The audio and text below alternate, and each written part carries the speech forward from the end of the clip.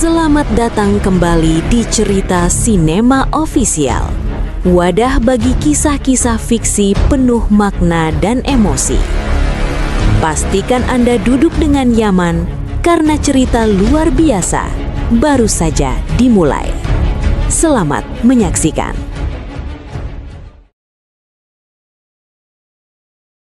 Setiap pukul 5 pagi, suara kunci pintu yang ditarik Aris menjadi lonceng tanda kesepian Rina dimulai.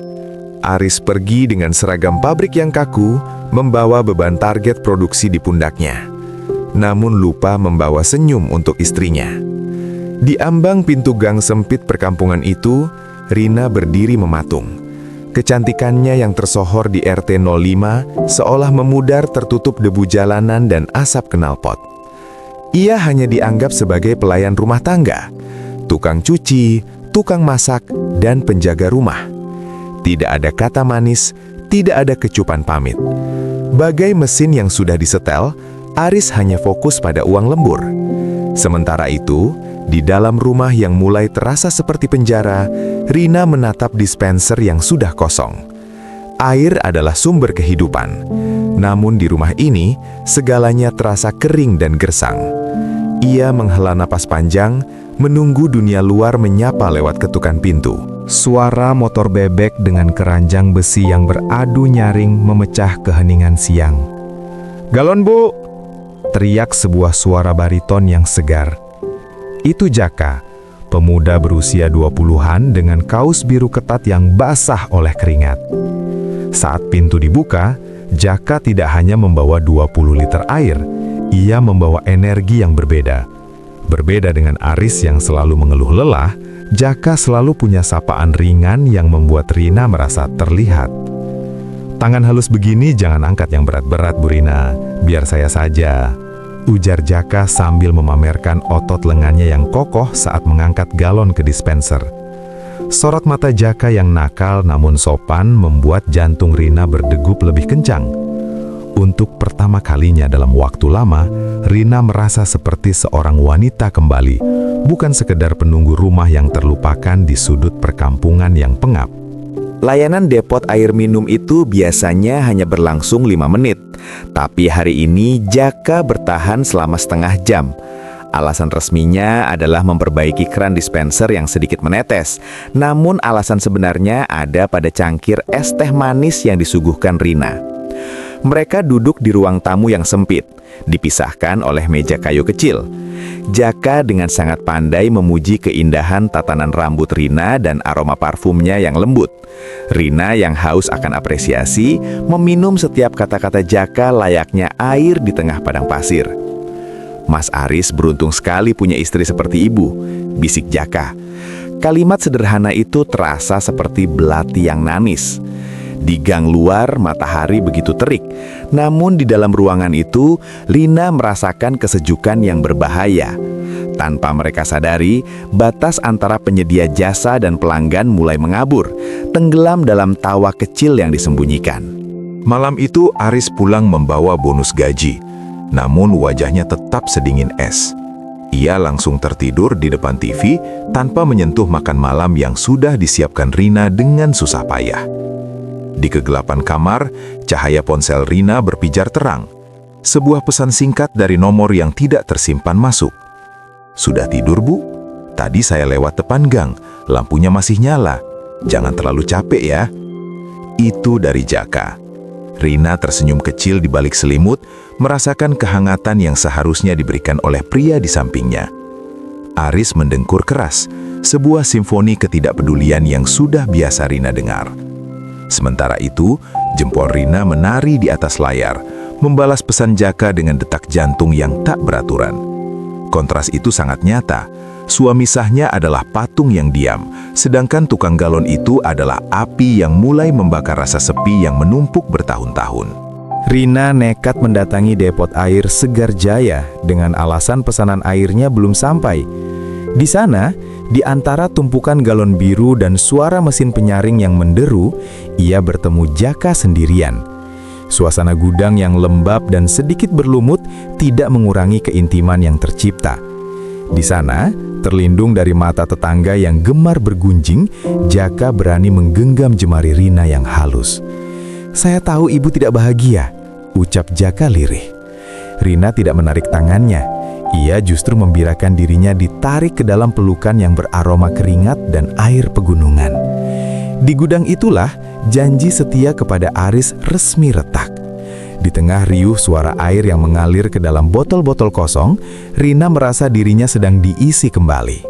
Namun, ia lupa bahwa air yang meluap dari wadahnya akan selalu meninggalkan jejak basah yang sulit untuk dikeringkan begitu saja. Perselingkuhan itu menjadi rutinitas baru yang mendebarkan. Setiap jam 10 pagi, saat motor Aris sudah jauh di pabrik, motor Jaka akan terparkir di depan rumah Rina. Tetangga mulai memperhatikan betapa seringnya dispenser Rina bermasalah. Di dalam rumah, mereka menciptakan dunia mereka sendiri. Rina memasak khusus untuk Jaka, makanan yang biasanya ia siapkan untuk Aris, namun sering berakhir di tempat sampah. Jaka adalah pendengar yang baik. Ia mendengarkan keluh kesah Rina tentang kesepiannya, sementara tangannya aktif memberikan sentuhan yang sudah lama hilang dari hidup Rina. Namun, rahasia di perkampungan kota yang padat ibarat menyimpan bangkai dalam lemari. Aroma kecurigaan mulai tercium. Tirai-tirai jendela tetangga mulai bergeser setiap kali Jaka datang. Rina merasa aman di balik pintu yang terkunci, tanpa menyadari bahwa dinding-dinding di sekelilingnya memiliki telinga yang sangat tajam. Tukang sayur pagi hari adalah pusat intelijen perkampungan. Bu RT dan beberapa ibu-ibu lainnya mulai melontarkan sindiran halus saat Rina membeli kangkung. "Rajin sekali ya Mas Galon mampir, Bu Rina. Dispensernya sering rusak atau memang airnya cepat habis?" tanya Bu RT dengan senyum yang tidak sampai ke mata. Rina hanya bisa tersenyum kaku dan segera masuk ke dalam rumah. Aris yang mulai mendengar desas-desus itu saat mampir ke warung kopi, awalnya hanya tertawa. Ia merasa terlalu percaya diri bahwa Rina, istrinya yang cantik dan penurut, tidak mungkin macam-macam. Namun, ego pria Aris mulai terusik saat ia melihat tatapan kasihan dari warga saat ia pulang kerja. Perkampungan itu mulai berbisik. Suara-suara sumbang itu semakin nyaring, mengalahkan suara TV. Aris mulai memperhatikan istrinya dengan cara yang berbeda.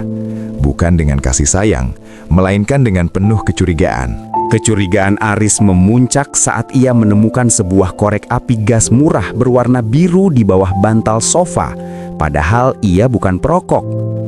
Sore itu ia memeriksa struk belanja mingguan dan menemukan pengeluaran air galon meningkat 3 kali lipat. Logika sederhananya tidak bisa menerima bahwa 2 orang butuh 60 liter air dalam 3 hari. Aris kemudian pura-pura pamit berangkat lembur malam. Namun ia hanya memarkir motornya di ujung gang, di balik bayangan pohon mangga besar. Ia menunggu dengan amarah yang membara di dada. Benar saja, tak lama kemudian, motor Jaka meluncur masuk ke gang dengan lampu yang dimatikan. Aris melihat dengan mata kepalanya sendiri bagaimana Rina membuka pintu dengan pakaian yang terlalu bagus untuk sekedar menerima kiriman air. Tangannya terkepal kuat, kukunya menusuk telapak tangan sendiri. Kepercayaan yang ia bangun bertahun-tahun runtuh dalam hitungan detik. Pintu rumah itu didobrak dengan satu tendangan keras. Aris masuk bagai banteng yang terluka, menemukan Rina dan Jaka sedang duduk berdekatan di sofa, berbagi piring buah yang seharusnya milik Aris. Teriakan kemarahan pecah, mengguncang dinding-dinding tipis rumah mereka.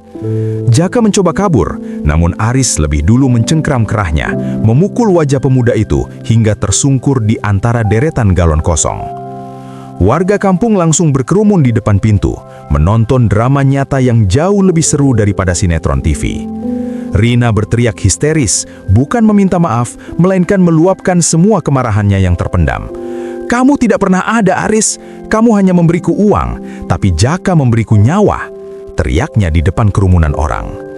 Aris tertegun, tangannya yang gemetar melepaskan Jaka. Malu dan dikhianati, Aris menyeret Jaka keluar rumah dan mengusir Rina malam itu juga di bawah tatapan menghakimi seluruh warga. 1 bulan telah berlalu. Rumah itu kini terasa lebih luas, namun jauh lebih sunyi. Rina sudah pergi, berpindah entah kemana setelah proses perceraian yang kilat dan memalukan. Jaka kehilangan pekerjaannya dan diusir dari kontrakan karena dianggap merusak nama baik lingkungan. Aris duduk sendirian di meja makan, menatap dispenser air yang kini berdebu. Saat air di dalamnya habis, ia terpaksa mengangkat galon itu sendiri. Pinggangnya terasa nyeri, dan saat itulah ia menyadari betapa beratnya tugas-tugas kecil yang dulu dianggapnya remeh.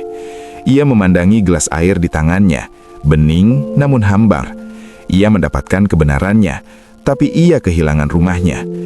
Di perkampungan itu, cerita tentang istri cantik dan tukang galon menjadi legenda yang akan diceritakan bertahun-tahun. Aris kini sadar, pernikahan bukan hanya soal memastikan air tetap mengalir, tapi soal memastikan gelas pasangannya tidak pernah merasa kering dan kosong.